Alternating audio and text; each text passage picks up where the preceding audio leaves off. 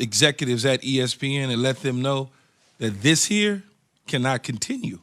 The snow is just not part of the Keyshawn family DNA. Now, they are powerful people at ESPN. They can't control the weather. You know that, right?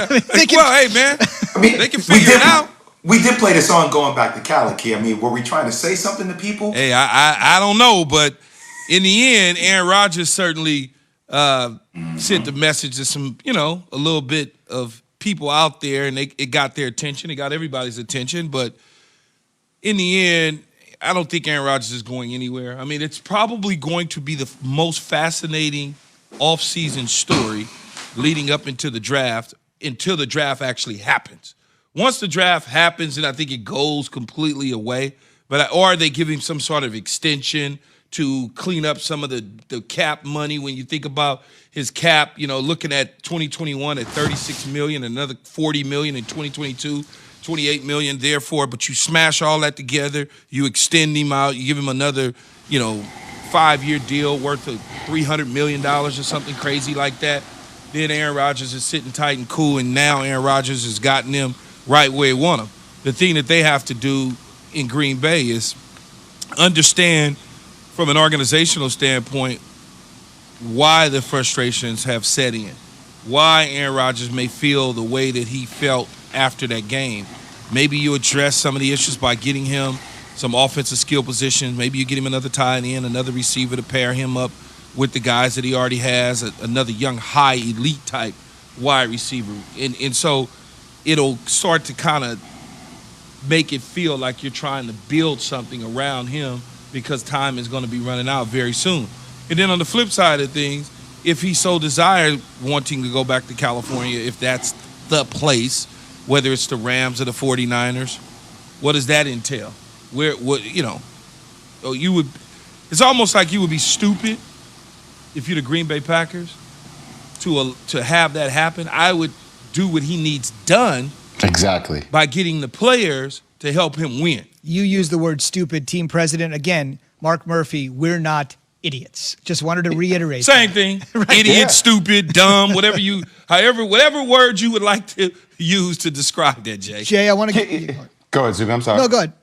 I was going to say, you give this man whatever the hell he wants. I mean, he's in a position of leverage. And especially, listening to the Pat McAfee show the other day, hearing him talk, it seemed I took away from it like just this series of undermining that happened with him to a degree, right? With Jordan Love and him kind of talking about that and him talking about losing to Tampa Bay and how he felt at the end of the game. And I think right now, if we're playing a game of chess or a game of poker, Aaron Rodgers is in a position of strength. Look, you weigh all your options. Of course, I want to be like a Tim Duncan. Of course, I want to be like a Michael Jordan. I want to be here for my entire career. But I'm not going to speak in absolutes because who knows where this industry can take you, which it puts him, it spins people around and says, hey, all right, what are you going to do to make sure that I am happy with the position I'm in and with the direction we are going as a franchise? You drop a few breadcrumbs along the way. Kid. Exactly. And it gets the attention of the front office. And, of course, he wants to be in Green Bay. But if they're not going to do everything to try and win all the time by adding players and doing those sort of things, then you sit back and you think, well, what's the point? I could waste my time in California doing this. And so I get where he's coming from, but he ain't going nowhere. I mean, it's a great offseason conversation, right? Deshaun Watson dominated the first 3 weeks of this conversations at the end of the season. Now we're going to get Aaron Rodgers in the mix for the next several weeks. And that's kind of what it is, Zubin. There's no doubt about it. Jay had sort of referenced some of the legends that Aaron Rodgers brought up during his usual Tuesday appearance on the Pat McAfee show, the idea that he could be a one-team, one-man guy. It has crossed his mind, but so has something else. There's times where you let your mind go to maybe, I'm going to be a Packer for life, or I'm going to be like a Tim Duncan or a Jeter or a Kobe and play with one team my entire career. I think naturally you dream about that. I mean, that's kind of like a dream scenario, and I've talked about that for much of my career. I think, when they drafted Jordan, it was more just like the reality kicking in going, hey, that's actually never the case. There are no absolutes in this business. And I think it's a beautiful thing to sit with and to wrap your head around. And I did. And I got to a beautiful place about it. Doesn't mean that that's not still a reality. I think that's the only reality, is that there is no absolutes in this business. I just reiterated that after the game, and I get it. Some people are like, well, you just threw 48 touchdowns and probably going to win MVP. Yeah, I understand that. But again, there's no absolutes in this business. He's right. There is no absolutes in the business, and anything could happen. We watched Joe Montana get traded, right? I mean, like, as kids. It was like, damn, Joe Montana got traded. After winning many Super Bowls, we've watched LeBron James go from team to team. We've watched Tom Brady leave the Patriots when you never thought that would ever happen at all. And then you're looking at Aaron Rodgers. I mean, the guys move around. It's just the nature of professional sports, especially when you don't win at a clip. You know, here's a guy that's gone to 5 NFC championship games and appeared in 1 Super Bowl. Think about it. He may never get back to an NFC championship game again. What if that happens? Then what will we be saying?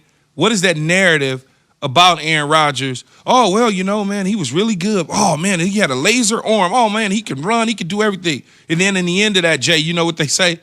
Oh, damn, man, you know, he only won 1 Super Bowl. That's what it's always the caveat, Key. He's only won 1. He's only won 1 Super Bowl. He was really good. Oh, what a waste, Zubin. They wasted his talent. They wasted his talent in Green Bay. You think he wants to hear that?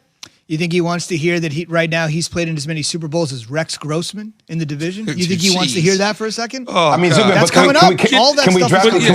Get it out of my stomach, though. You just hit me right in the stomach with that one. It's early. Take a swig of that Red Bull, green juice, or whatever you got going on. Yeah. Can we draft this man a wide receiver in the first round, though, for the first time in his career? Can we do that? Well, can you get more help, right? It doesn't necessarily have to be a receiver in the first round. It could be a tight end in free agency. He can go get a receiver in free agency. How great would it be to just say, you know what? We're going to sign Allen Robinson, and we're going to spend money on Allen Robinson, and we're going to redo Devontae Adams' contract. That's when you start to feel like, you know, okay, this is what we're getting ready to do. Yeah. The only thing I would say there is, to me, the Packers have always had a measure of, and this goes to what happened with the drafting of Jordan Love, just a reminder, no matter how great you are, no matter how much of a flick of the wrist and effortlessly you throw the football down the field, this is our team, right? This is our team. They got sick and tired of Brett Favre dangling the franchise, basically saying, I'm going to decide on a whim when I wake up tomorrow morning whether I'm coming back or not.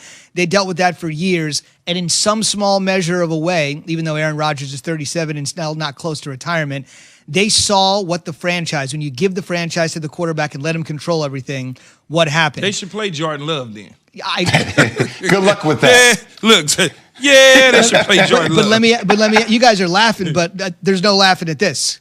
If they really felt like Aaron Rodgers ran the team, like you guys said, they wouldn't have had the guts to draft Jordan Love. They don't want to give him the power. They told, we run the team, bro. You don't. Absolutely, Zubin. That's why they should play Jordan Love. Go right ahead. It's your team.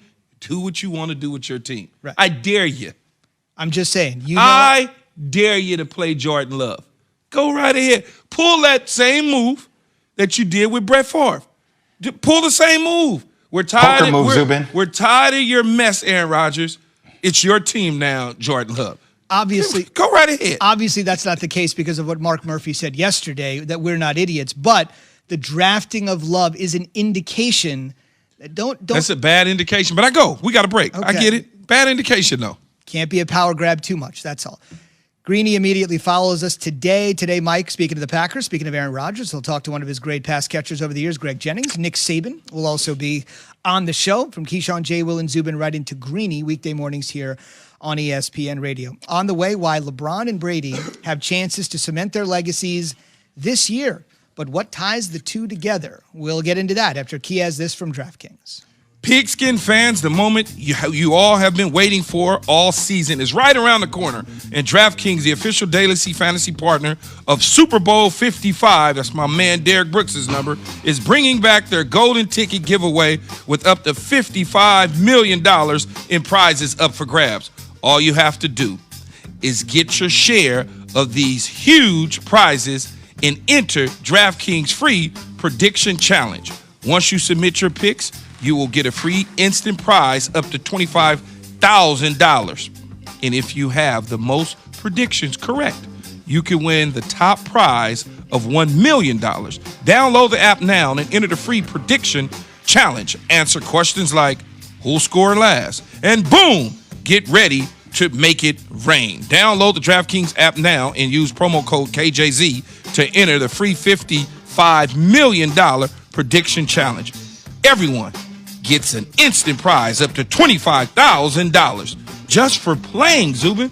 So use promo code KJZ now and enter a free $55 million prediction challenge. Only at DraftKings, the official daily fantasy partner of Super Bowl 55. Terms and conditions, eligibility restrictions apply. See DraftKings.com for details.